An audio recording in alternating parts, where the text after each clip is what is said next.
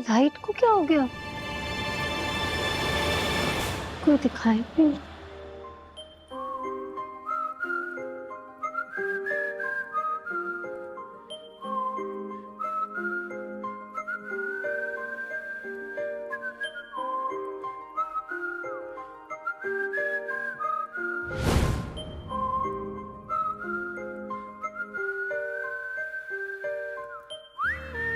Welcome. पहले tender की bidding की जीत मुबारक हो। सक्सेसफुल मिसेस विधि रायचंद। देव जी कितने खुश लग रहे हैं, पर क्या सच में देव जी ने अपना टेंडर मेरी जीत के लिए छोड़ा है?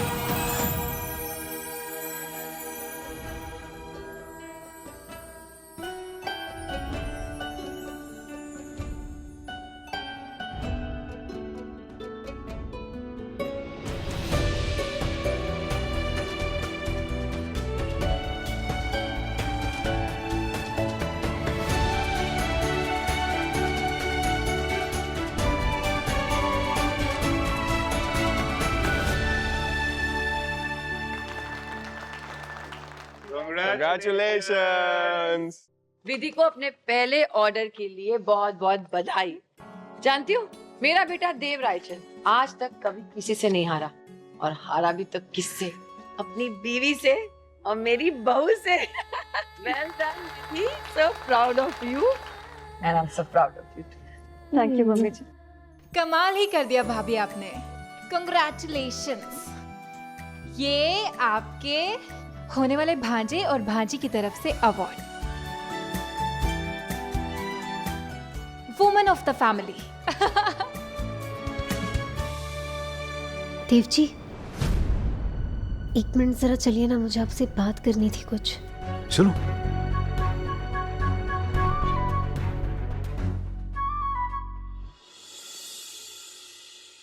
क्या बात है, अकेले बुला लिया? रोमांस कर रहा था क्या? नहीं देव जी, देव जी आप जानते हैं ना कि मैं आप पर कितना भरोसा करती हूँ। हाँ। और हमने एक दूसरे को प्रॉमिस किया है कि हम एक दूसरे से ना झूठ बोलेंगे ना कोई बात छुपाएंगे। विधि, अभी सरप्राइज है, सरप्राइज तो छुपाना ही होता है ना, नहीं तो सरप्राइज कैसा होगा? नहीं नहीं, मैं इसकी बात नहीं कर रही। ठीक है। देव जी मुझे आपसे एक बात पूछनी थी। वो देव ने जो कुछ भी किया जानबूझकर किया, और वो इसलिए क्योंकि इस कंपनी को तुम रिप्रेजेंट कर रही हो। मार्केट में सिर्फ 1 रुपया कम रखना ये इत्तेफाक की बात नहीं है विधि। देव जी क्या आप ये टेंडर जानबूझकर मेरे लिए हारे हैं? क्योंकि देव जी सिर्फ 1 रुपए का फर्क है और ये इत्तेफाक नहीं हो सकता। जय जी भी काफी अपसेट थे, उन्हें लग रहा था कि वो आपको हरा कर नहीं जीते, आप जानबूझकर हारे हैं मेरे लिए। बताइए ना, आप जानबूझकर हारे? तो तुम्हें लगता है मैं ये सेलिब्रेट कर रहा हूँ तुम्हें भरोसा दिलाने के लिए कि तुम सच में जीती हो और मैंने तुम्हारी कोई मदद नहीं की? विधि, रायचंद इंडस्ट्रीज में कदम रखने से लेकर आज तक मैंने हमेशा ऊपर वाले से यही दुआ मांगी है कि तुम्हें जिंदगी में हर जगह बुलंदी मिले, काम में, फैमिली लाइफ में, हर जगह।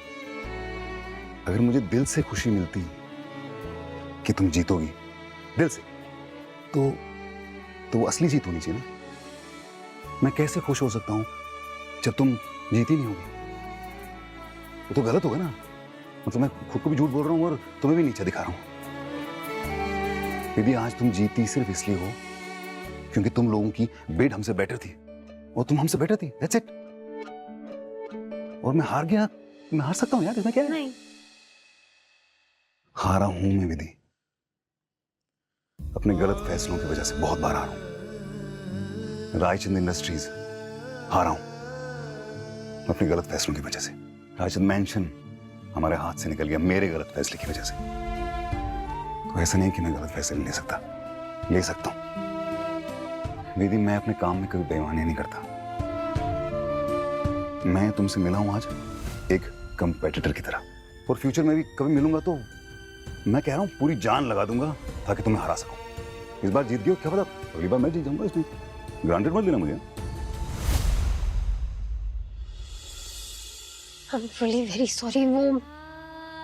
वो जय जी ने कहा तो पता नहीं एक पल के लिए, लेकिन मुझे आप पर पूरा यकीन है कि आप कभी ऐसा कोई काम नहीं करेंगे जिससे मुझे मेरी काबिलियत पर शक हो, जिससे मुझे नीचे देखना पड़े। I'm sorry। तुम्हारी जीत सच्ची है, मेरा तुम पे गर्व सच्चा है, ये सेलिब्रेशन सच है, और हर बार जब तुम जीत के आओगी ना तो मैं पार्टी करूंगा। Because I love you. I love you too।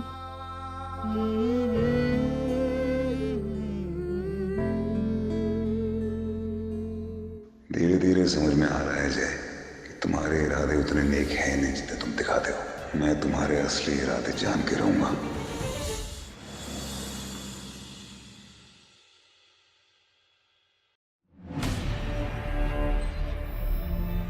आओ अम्मा, चलो बैठो बैठो। आराम से बैठना है अभी। डोंट वरी, हम दोनों मिलकर सब संभाल लेंगे। कोई कुछ भी बोले बिल्कुल रिएक्ट मत करना, एक शब्द मत बोलना, क्योंकि एक गलत शब्द और सबकी एक राय पे पानी भर जाएगा। मैं संभाल लूंगा सब। हाँ देव जी, देव जी मैं कब से किचन में भी नहीं है। प्रिया, अच्छा भाभी आप मिल गई। आपने प्रिया को देखा कहीं? नहीं, रात भर कमरे में भी नहीं आई, पिछले हॉल में हो गया, अब यहाँ पर भी नहीं है। देव जी भी नहीं मिल रहे, पता नहीं ये दोनों कहाँ चले गए। क्या हुआ बेटा? देव और प्रिया के नाम पे क्यों चिल्ला रहे हो? माँ पता नहीं, प्रिया और भाई कहीं दिखाई नहीं दे रहे, कहाँ गए समझ नहीं आ रहा। ताई जी, ये देखो मम्मा ताऊ जी। हाँ देव जी, प्रिया भाभी, आप लोग कहाँ हैं? आप लोग ठीक तो है ना? हम सब कब से परेशान हो रहे हैं। रिलैक्स। मैं जानता हूँ आप सब लोग चिंता कर रहे हैं और हमको बताना चाहिए था। एक्चुअली मैं तब तक की न्यूज़ आप लोगों को नहीं देना चाह रहा था जब तक हम 100% श्योर नहीं हो जाते, इसलिए। लेकिन अब कुछ ही देर में ये सब सारा न्यूज़ में भी आ जाएगा, तो हमने सोचा कि इससे पहले कोई और आपको बताए, हम बता देते। देव, ये पहले बुझाना बंद कर। क्या न्यूज़, क्या सक्सेस, साफ साफ बता। मम्मी जी, सारी बातें हम आपको बाद में बताएंगे। हाँ, अभी हमें जाना है। अरे प्रिया भी ना, जा बेटा। मम्मी जी, देव जी ने कहा कि ये बात हर न्यूज़ चैनल पर है। News channel? ब्रेकिंग न्यूज, मैं हूँ ओशी और आज हम मौजूद हैं मेहता ग्रुप ऑफ इंडस्ट्रीज के रिसेप्शन पर, जो कभी रायचंद इंडस्ट्रीज की हुआ करती थी। हम आपको याद दिला दें कि ये जगह हमेशा सुर्खियों में बनी रहती है, कभी मेहता ग्रुप के ओवरटेक करने की वजह से, तो कभी अभिमन्यु रायचंद की गिरफ्तारी की वजह से। अभी मालूम चला है कि आज बोर्ड ऑफ डायरेक्टर्स की मीटिंग है, जिसमें कंपनी को लेकर कुछ अहम फैसला होने जा रहा है। मसला ये है कि फॉर्मर चेयरमैन मिस्टर देव रायचंद अभी बहुत ही जल्दबाजी में यहाँ से जाते हुए दिखे हैं। आज सबकी नजरें रहेंगी अंबा मेहता और देव रायचंद। जानने के लिए बने रहिए हमारे साथ। ये सब कुछ क्या हो रहा है? कोई कुछ बताएगा? माँ, प्रिया भी वहाँ है, मुझे तो लगता है कुछ बड़ा होने वाला है।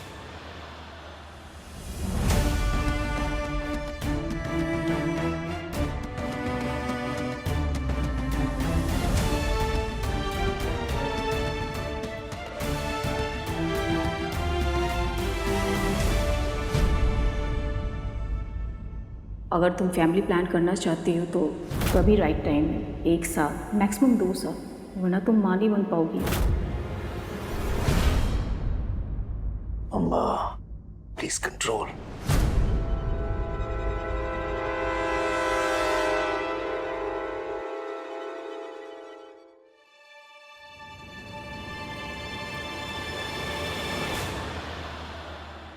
सो आई होप अंबा जी आपको नोटिस मिल गया होगा। आप मामला समझ रही हैं? आपके फैसले से कंपनी को नुकसान हुआ है। कोई एक वजह बताएंगी कि आपको बोर्ड में रखा जा सके? या फिर कोई सोल्यूशन दीजिए, ग्रुप का मार्केट कैसे संभाला जा सकता है? कोई प्लान है आपके पास?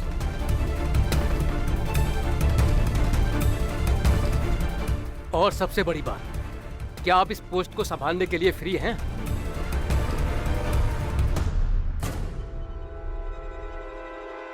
जेंटलमैन, ये है मिस अंबा मेहता की मेडिकल रिपोर्ट्स जो बताती हैं कि वो फिजिकली और मेंटली स्टेबल है। देखिए, मार्केट को संभालने में वक्त लगता है, तो मैं सजेस्ट करूंगा कि अंबा मेहता को 2 महीने का वक्त दिया जाए और तब तक उनके बिहाफ पर मैं as CEO of the company संभालूंगा जैसे आज तक संभालता है। अरे वही तो प्रॉब्लम है योगेश जी। क्या है कि आपकी हिस्ट्री भी कुछ ज्यादा साफ नहीं है। अगर आपको याद हो, कुछ समय पहले खुद अंबा मेहता ने आपको फ्रॉड और मनी लॉन्ड्रिंग के केस में इस पोस्ट से हटाया था।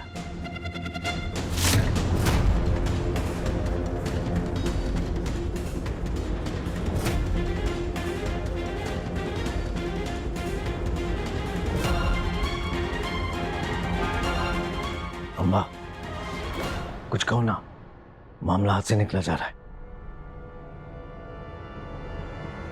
देव, मुझे बस थोड़ा सा वक्त चाहिए, दे दो ना प्लीज। और कितना वक्त अंबा जी? हाँ? आपके साथ साथ हम भी डूब जाएंगे। जेंटलमैन, आप सब लोग मुझे तब से जानते हैं जब से ये Mehta industries Raichand group of industries हुआ करती थी। और आप लोग ये भी जानते हैं कि मैंने इस कंपनी को हमेशा प्रॉफिट के जोन में रखा है, तब तक जब तक धोखे से मुझे इस बोर्ड ऑफ डायरेक्टर्स में से निकाल दिया गया था।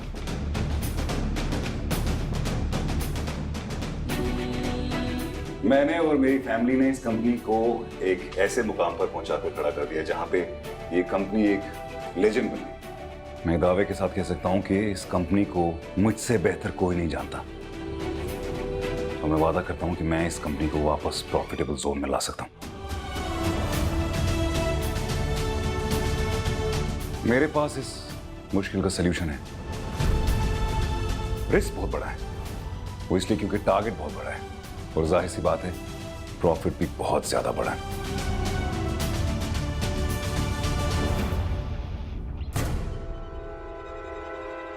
तो मैं प्रेजेंट करता हूं प्रोजेक्ट आउटडोर इंदौर। यहां बैठे सब लोग जानते हैं कि इंदौर जो शहर है ये बहुत सारी चीजों के लिए फेमस है, अपनी हिस्ट्री के लिए फेमस है, रिलीजन के लिए फेमस है। दुनिया भर से यहां लोग आते हैं अलग अलग जगहों। अब मैं एक जगह को लेता हूं, जैसे उज्जैन हो गया। बहुत लोग उज्जैन जाते हैं, लेकिन काफी लोग ऐसे भी हैं जो उज्जैन सिर्फ इसलिए नहीं जा पाते क्योंकि वो एयरपोर्ट से बहुत दूर है। मेरा प्रपोजल ये है कि हम उज्जैन के पास एक एयरपोर्ट बनाएं जो एक ऐसी जगह पे होगा जो सेंट्रली लोकेटेड होगा, जहां सारी प्रॉब्लम सॉल्व हो सकती है। मेरी ऑलरेडी एविएशन डिपार्टमेंट से बात हो चुकी है, मैं जगह देख चुका हूं। इनफैक्ट मेरी बात तो यहां तक हो चुकी है कि अगर हम ये प्रपोजल उनके पास लेके जाते हैं तो 2 साल के अंदर अंदर हम प्रॉफिटेबल हो सकते हैं। मैंने डिसाइड किया कि मैं अपने सारे स्टेक्स इस पर्टिकुलर प्रोजेक्ट में डालने को तैयार हूं। वाओ, क्या उड़ान भरी है। मतलब शेख चिल्ली वाले सपने देखने शुरू हो गए। मजाक है क्या भाई साहब, हैं? और आपको क्या लगता है कि हम सब इसे सपोर्ट करेंगे और अपने पैसे भी लगाएंगे?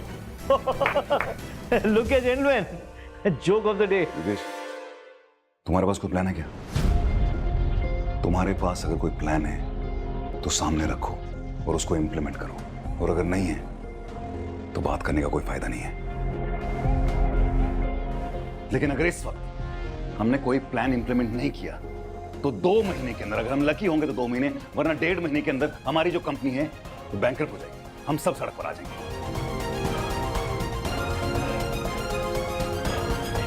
है कोई प्लान?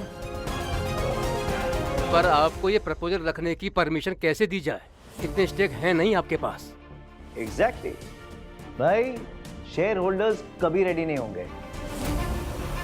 हम राइचंस के पास इतने शेयर्स हैं कि हम ऐसे प्लान बना भी सकते हैं और दूसरे बोर्ड ऑफ मेंबर्स को कन्विंस भी कर सकते हैं।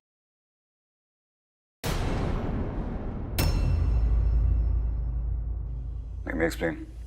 जिस वक्त हमें इस कंपनी से धोखे से बाहर निकाला गया था, तब हमारे पास 9% शेयर्स थे। उसके बाद मेरे दोस्त कौशिक पांडे ने हमें 19% शेयर्स दिए थे। उसके बाद जिप बैंक में मैंने कुछ पर्सनल इन्वेस्टमेंट किया था और वहां मैंने 10% शेयर्स एक्वायर किए थे।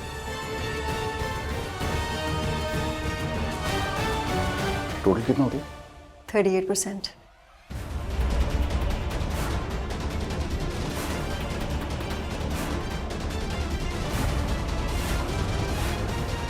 Mister Devaraya Chand, congratulations and welcome back in the game.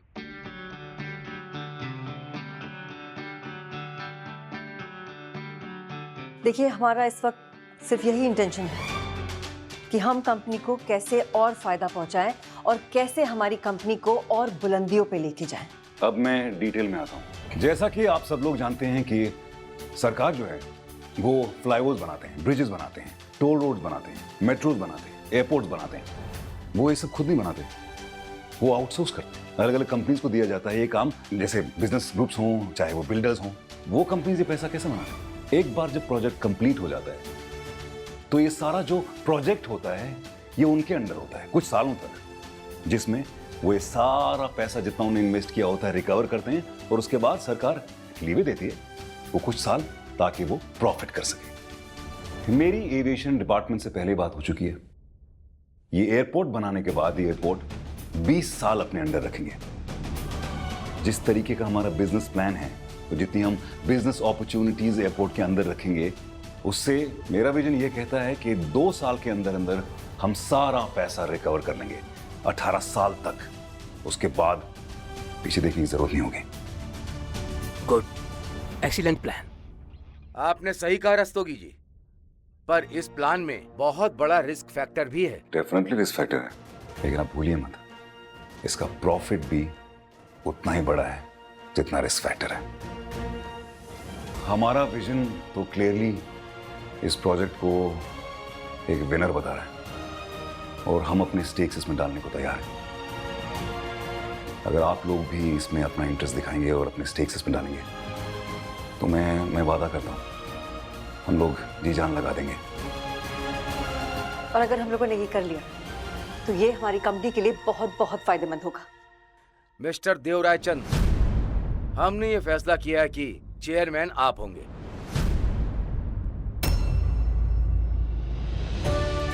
Welcome back. हम सब आपके साथ हैं। अंबा जी, माफी चाहेंगे। We all are extremely disappointed with your performance. Board members आपको इस पोस्ट के लिए फिट नहीं समझते। अब आपको चेयरपर्सन की यह कुर्सी छोड़नी होगी।